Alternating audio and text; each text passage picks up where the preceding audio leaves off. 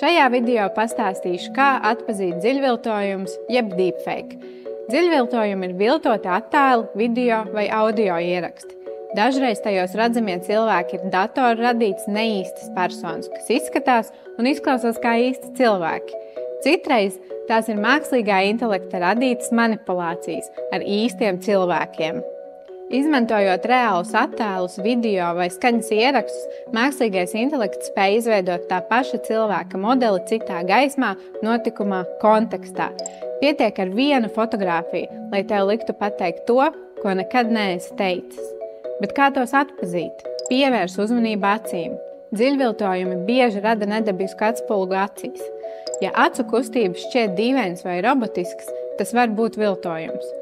Pārbauda apgaismojumu. Dziļviltojuma apgaismojums uz sejas izskatās nedabisks vai nesakrīt ar apkārtējo vidi.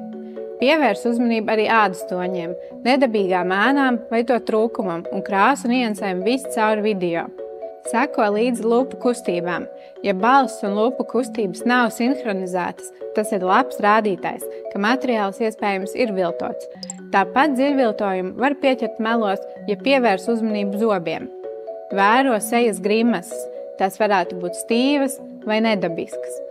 Emociju neatbilstība ir svarīgs aspekts dziļviltojuma atpazīšanā.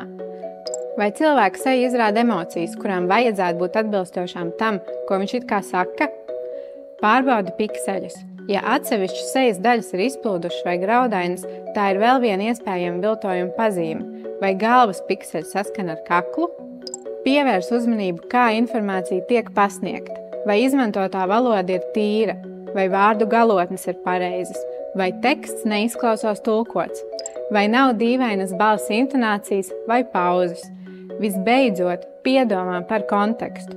Ja redzētais vai dzirdētais šķiet neticams vai ārpus attēlotās personas normālās uzvedības, iespējams, tas ir dziļviltojums. Izmantojot šos padomus, tu varēsi labāk atpazīt dziļviltojumus un pasargāt sevi no dezinformācijas. Ziņo par iespējamiem dziļviltojumiem mājaslapā www.melnsuzbalta.lv.